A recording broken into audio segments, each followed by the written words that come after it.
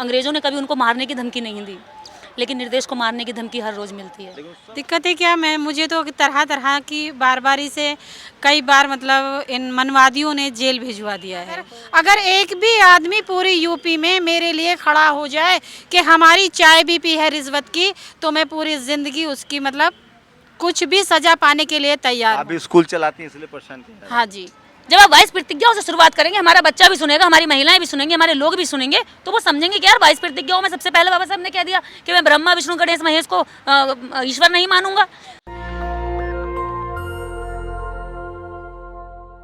आज अशोक विजयदशमी है और पूरे देश में, पूरी दुनिया में जो धम्म को मानने वाले लोग हैं, जो सम्राट अशोक को मानने वाले लोग हैं, जो बुद्ध को मानने वाले लोग हैं, वो आज अशोक विजयदशमी मना रहे हैं। सम्राट अशोक ने कलिंग युद्ध के बाद हथियार त्यागा था और धम्म का रास्ता अपनाया था। बाबा साहब ने अशोक विजयदशमी पर ही 1956 में धम्म का रास्ता अपनाया। मेरे साथ खास मेहमान हैं, निर्देश हैं और एक और, आपका क्या नाम है? रेशमा इंडियन। रेशमा है नाम, और मैं सावित्रीबाई फुले के तस्वीर के पीछे हूँ। इसके खास मायने हैं। इस देश में महिलाओं के लिए पहला स्कूल, इतिहास अगर आप देखें, तथ्यों पर बात करें तो ज्योतिबा फुले की पत्नी माता सावित्रीबाई फुले और फातिमा शेख ने स्कूल शुरू किया था। मेरे साथ एक ऐसी शख्सियत हैं, निर्देश, जो लगातार बहुजन समाज, शोषित वंचित समाज, गरीबों के स्कूल के लिए, बच्चों की पढ़ाई के लिए संघर्ष कर रही है और उसी तरह से कट्टरपंथियों के निशाने पर हैं, जिस तरह से फातिमा शेख और सावित्रीबाई फुले को निशाना बनाया जाता था। क्या लग रहा है, एक समय सावित्रीबाई फुले थी जब देश गुलाम था, तब भी वो काम कर रही थी। आज देश आज़ाद है, आप काम कर पा रही हैं आराम से? आराम से तो नहीं कहेंगे, बहुत तकलीफ़ें हैं और बहुत ज़्यादा प्रेशर है, और उस प्रेशर से ऊपर उछलकर हम फिर भी काम करने की कोशिश कर रहे हैं, क्योंकि लगता है कहीं ना कहीं, क्योंकि सावित्रीबाई फुले को नहीं करने दिया तो हमें भी नहीं मिलेगा। लेकिन एक तरफ अगर सोचें कि भारत आज़ाद है, आज़ाद भारत में रहते, वो गुलाम भारत में रहती थी, तब अंग्रेज़ थे, अंग्रेज़ों ने कभी उनको मारने की धमकी नहीं दी, लेकिन निर्देश को मारने की धमकी हर रोज़ मिलती है। लेकिन उस समय भी जो उस समय के जो जातिवादी लोग थे वो उनको धमकी देते थे। हाँ, वो भी तब भी जातिवादी लोग ही धमकी देते थे अंग्रेजों, तभी तो भारत गुलाम था अंग्रेजों का, लेकिन अंग्रेजों ने किसी को धमकी नहीं दी। लेकिन इन्होंने आज उस समय भी उनका बहिष्कार किया, सामाजिक बहिष्कार किया, उनके साथ रास्ते में परेशानियां खड़ी करी कि ताकि ये ना जा पाए, लोगों को बरगलाया कि सावित्री को भगा दिया करो, ये तुम्हारी बेटियों का टाइम ख़राब करती है। तो ये वही लोग हैं, जब उन्होंने सावित्रीबाई फुले को सताया था, आज ये मुझे सता रहे हैं, आज ये आपको सताएंगे, आज जितने सच बोलने वाले उनको सताएंगे। ये लोग रहे हैं पहले से। आप इनसे भी एक सवाल, आप क्या करती हैं? मैं माइनॉरिटी से हूँ और मैं मुस्लिम बेटियों पर पढ़ाई का, एजुकेशन का काम करती हूँ। तो आपको किस तरह की दिक्कतें आ रही हैं? दिक्कतें क्या, मैं मुझे तो तरह तरह की बारी से कई बार मतलब इन मनवादियों ने जेल भिजवा दिया है। क्यों? क्योंकि मतलब ये इस तरह के काम करेगी और इस तरह मतलब अगर आगे सभी लोग पढ़े लिखे हो जाएंगे, यानी बेटी बेटे सभी पढ़े लिखे हो जाएंगे, तो फिर मतलब इस तरह का वो आगे बढ़ पाएंगे और मतलब हर तरह का हक अधिकार बोल पाएंगे, हक अधिकार मांग पाएंगे। इसलिए जो है ना, इस औरत को कोई ना कोई इल्ज़ाम लगा करके, मतलब मैं बेटियों की पढ़ाई लिखाई पर काम करती हूँ, एक बेटी का ही इल्ज़ाम लगा कर मुझे जेल भेज दिया गया। फिर दोबारा मैं मुस्लिमों के लिए, मैं तमाम लोगों के लिए मैं काम कर रही हूँ, और फिर भी दोबारा जो है मुझे मकान बनाने का, जो वैसे तो कहते हैं कि मकान बनाने के लिए हम आवास योजना दे रहे हैं, आवास योजना के लिए अगर हम काम कर रहे हैं तो वो सीधा सीधा हमें मतलब विलम्ब लगाकर, अगर एक भी आदमी पूरी यूपी में मेरे लिए खड़ा हो जाए कि हमारी चाय भी पी है रिश्वत की, तो मैं पूरी ज़िंदगी उसकी मतलब कुछ भी सज़ा पाने के लिए तैयार हूँ। आप भी स्कूल चलाती हैं इसलिए परेशान किया है। हाँ जी, बस ये। तो क्या कहेंगे, उस समय के दौर में फुले ने सत्यशोधक समाज की स्थापना की थी, जो कर्मकांड से दूर कर रहा था। आज कैसे लड़ पाएंगे? आज तो वो लोग ही सत्ता में हैं। देखिए, मुझे नहीं पता इस लड़ाई का अंजाम क्या होगा, लेकिन मैंने लड़ाई छेड़ दी है, और मैंने नहीं, मेरे जैसे हज़ारों लोग निकले हुए हैं और लगे हुए हैं, अपने अपने स्तर पर काम कर रहे हैं, मेहनत कर रहे हैं। अभी ये इस टाइम ऐसा हो रहा है कि बहुत सारे लोग सवाल कर रहे हैं। एक समय था कि सवाल करने की क्षमता नहीं थी दिमाग में कि भैया कुछ नहीं है, जैसा है वैसे में एडजस्ट करो। एडजस्ट करने वाली जो प्रवृत्ति है ना लोगों की, अब ये टूट रही है। वो कह रहे हैं कि नहीं ऐसा है तो ऐसा क्यों है, अगर वो देवी है तो उसकी शक्ति कहाँ है, अगर शक्ति है तो उसका असर कहाँ है, वो असर अगर हो रहा है तो दिखता क्यों नहीं है। मतलब इन्होंने जो चीज़ें लोगों के बीच में डाली, लेकिन वो कह रहे हैं ये आस्था का सवाल है, इस पर आप सवाल नहीं उठा सकते। हाँ देखिए, आस्था, पहली चीज़ तो ये है कि इन्होंने अपने आडंबर से लोगों की आस्था जोड़ दी है ताकि वो सुरक्षित रहे। अपने झूठ से लोगों की आस्था जोड़ करके अपने आप को सुरक्षित कर लिया इन्होंने बहुत होशियारी के साथ। लेकिन जब हम जैसे लोग जान जाते हैं कि इसमें कुछ नहीं है और ये आस्था का झूठा एक जाल बुन करके फंसाया गया है, उसमें आप देखेंगे कभी मकड़ी जाला बुन लेती है और मक्खी अगर उस पर बैठ जाती है तो क्या होता है कि वो फंस जाती है, निकलने की कोशिश करती है, लेकिन हाथ पैर पटकते पटकते एक समय ऐसा आता है कि वो जो है उसी में मर जाती है। तो ये इस समाज की स्थिति इस भारत में इन्होंने अपने आस्था और ईश्वर के नाम से जोड़ करके लोगों को चिपका दिया है।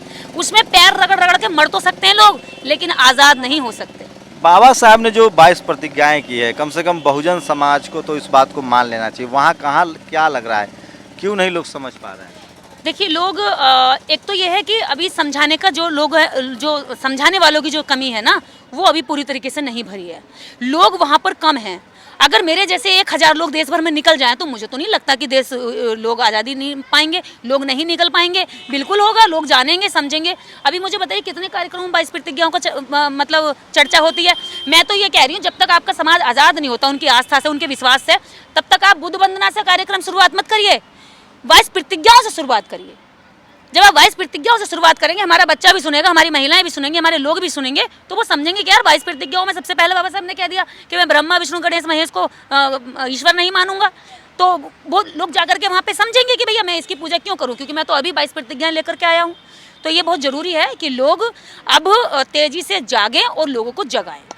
क्या लग रहा है निर्देश की जो दबाव है, जिस तरह से लोग कानूनी धमकी भी नहीं देते हैं, कोर्ट चले जाइए, केस कीजिए, वो जान मारने की धमकी, गाली गलौज, इससे कैसे निपटा जाए? देखिए इसके लिए मैं ये कहूँगी उन लोगों से कि आप चर्चा करिए। हम सब लोकतांत्रिक भारत में रहते हैं। आपके सवाल, मेरे सवाल, बैठ लीजिए, इन पे चर्चा कर लीजिए। जो भी निकल के आता है अच्छा रास्ता, उस पर आप और हम सब चल लेते हैं। लेकिन ये कौन सी बात हुई कि सीधे मारने की बात करते हैं, सीधे रेप की बात करते हैं, सीधे मतलब इस तरह से विभत्स कृत्य करने की बात करते हैं। ये तो इंसानियत भी नहीं हुई। आप बात कर रहे हैं आस्था की, आप बात कर रहे हैं भगवान के भक्तों की, तो भक्ति के आपको ये सिखाती कि आप किसी की हत्या करने के लिए उससे सीधे सीधे सामने से कहें कि तुझे मार डालेंगे? क्या ईश्वर ये सिखाता है? क्या भगवान ये सिखाता है? क्या देवी देवता ये पाठ पढ़ाते हैं आपको कि आप किसी की बेटी की हत्या करो? मैं तो ये कहती हूँ कि ऐसे माहौल को आप मत क्रिएट करिए। आप और मैं, ना तो आप रहेंगे ना मैं रहूँगी। कोई बीच का रास्ता नहीं है कि किसी की आस्था से भी पर भी हम टीका टिप्पणी ना करें और अपने विचारों को भी आगे बढ़ाएं? देखिए हम तो अपने विचारों सबको इस देश में फंडामेंटल राइट से अपने विचार के बारे में बात करने की, हम सिर्फ अपने विचार आगे बढ़ाते हैं। और जब हम अपने विचार, मान लीजिए कि आपको कोई रोग है और आप इलाज चाहते हैं, तो रोग बताना पड़ेगा ना, राइट? या बिना रोग बताए आप कहोगे इलाज कर रहा हूँ, इलाज कर रहा हूँ, ये कौन सी बात हो गई? ये हमारे लोग बहुत मतलब पता नहीं कहाँ के ज्ञानी बन करके कहते हैं कि भैया आस्था को वो मत करो। अरे जब आप रोग बताओगे तो वो खुद ही रोगी, जिसने रोग दिया वो खुद कहेगा यार ये तो मेरा रोग बता रहा है। तो रोग नहीं बताओगे तो इलाज करने की क्या कल्पना कर रहे हो? अरे बहुत होगी सुख बुगाहट, इशारों में समझाते समझाते, कब तक इशारों में समझाओगे? केवल इसलिए इशारा देते हो कि वो ना समझ जाए और इसको हम जगा दें। ये हमारी बेवकूफ़ी है। समाज तो जगता नहीं है, वो जाग करके आपको नुकसान तो वो आपका भी करेगा, ऐसा तो है नहीं। जब आप उस जाल में फंसे हुए हो तो आप कितने पैर पटको निकलने वाले नहीं हो। और मुझे तो ये लगता है कि बिना बीमारी का इलाज, बिना बीमारी का नाम बताए इलाज करना बहुत मुश्किल है। तो कैसे निकलेगा लोग कर्मकांड? बीमारी का इलाज बताओ कि ये है तुम्हारे दुश्मन और ये है तुम्हारे रहनुमा, इधर जाओ, इन्होंने तुम्हें कुछ नहीं दिया, ये बताना पड़ेगा। और जब आप ये बताओगे तो सामने जिसने ये परोसा है वो नाराज होगा और होगा। इस देश में सबसे ज़्यादा हिंदू ओबीसी की संख्या है, 60% के करीब। हाँ। लेकिन उसके आरक्षण खत्म हो रहे हैं, उसके हक अधिकार खत्म हो रहे हैं, उसकी भी भागीदारी हर जगह नहीं है। उसको कैसे समझाया जाए? वो इसीलिए तो नहीं समझ रहा। अब क्यों, यही तो सारी बात है कि वो इसलिए नहीं समझ रहा कि उससे कह रहे कि यार तुम तो धर्म के रक्षक करो, तुम धर्म की रक्षा करते हो, तुम धर्म रक्षक हो। उन्हें धर्म रक्षक बना करके उनके हाथ में चाहे हथियार देने पड़े, चाहे उनसे हत्याएं करानी पड़े, उनको तो कुछ नहीं होने वाला। इनसे करवाएंगे सारे गलत काम, इनसे कराएंगे सारे जेलों में जाने वाले काम, इनसे कराएंगे सारे अमानवीय काम। और जब इनके बच्चों की नौकरी की बात आएगी तो ये लाठियां भाजेंगे। जब इनके बच्चे नौकरियां मांगने जाएंगे, शिक्षा के लिए लड़ाई लड़ेंगे तो भगा दिया जाएगा। जब उसी ओबीसी समाज के प्रोफेसर लक्ष्मण यादव इनके लिए बोलते हैं तो वो उनको धमकी देते हैं। जब इसी समाज के ओबीसी नेता आकर के जब इनको जगाने की बात करते हैं, अपने अधिकारों की बात करते हैं, तो वो कहते हैं तुझे तो हम देख लेंगे, तू भैंस चराता था, तुझे भैंस चरानी भेजेंगे वहाँ पर। तो क्या है ये? इसका मतलब आप समझिए ओबीसी के लोगों, और ये सबसे ज्यादा समझने की जरूरत इन्हीं को है कि सबसे ज्यादा जो आपका हक खाया गया है ना, वो इन्हीं लोगों ने खाया। मैं ये मानती हूँ एससी इस मामले में फिर भी जागरूक है। चीख चिल्ला देता है, हल्ला मचा देता, तांडव कर देता, भाई छीना है तूने मेरा, भाई मारा, मैं नहीं पिटूंगा, मैं नहीं पिटूंगा, मैं नहीं पिटूंगा। और जब हल्ला मच जाता तो वो कहता है यार छोड़ो ये सब, छोड़ दो छोड़ दो। वो यही तो चाहता है आप पिटते रहो, लेकिन जैसे ही आप कहो कि मेरे को पीटा क्यों, तो कहो आस्था की वजह से।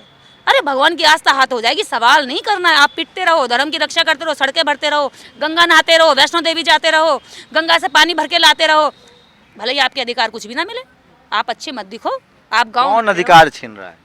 ब्राह्मण मनुपुत्र, अभी मैंने कहा ना बीमारी का नाम यही है देश के अंदर, यही है। ब्राह्मण या ब्राह्मणवादी? नहीं, ब्राह्मणवादी तो इस देश में उन्होंने सबको बना दिया है। आपके घर में ब्राह्मण कभी नहीं आया होगा, इतने घरों में कभी ब्राह्मण नहीं आया होगा, लेकिन ब्राह्मणवाद तो सबके घर में घुसा हुआ है।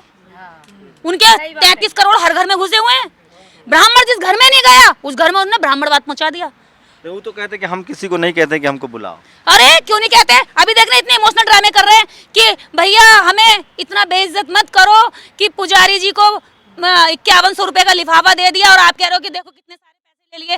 मोल भाव मत करो, पंडित जी को पैर छुओ और उनको देवता मानो, ब्राह्मण देवता कहो, ब्राह्मण देवता को बस दो, उनसे सवाल जवाब मत करो, उनसे मोल भाव मत करो। अरे इमोशनली भिखारी, इमोशनली करके लोगों को ही भीख मांगते हैं। लेकिन लोग जाते हैं तब ना, आप अपने लोगों को क्यों नहीं समझा पाते हैं कि आप मत जाइए? हम तो अपनों को ही समझाते हैं, ये क्यों चिढ़ते हैं? हम तो अपनों को समझाते हैं, अपनों को समझाने के तो सारा काम चल रहा है, वो तो हमें पता समझेंगे नहीं, क्योंकि वो हक समझते हैं इन लोगों को सताना, वो हक समझते हैं इनके हक हकूक को खा जाना, वो नहीं समझेंगे। हम पत्थर से एक बार को कल्पना कर सकते हैं कि इसमें पानी निकल जाएगा, लेकिन ब्राह्मणों में कभी कोई भी दया करुणा हमारे लिए नहीं आई। वो किसी के लिए भी दर्द ला सकते हैं, लेकिन दलितों के लिए, ओबीसी के लिए उनके दिल में कभी दर्द नहीं आया।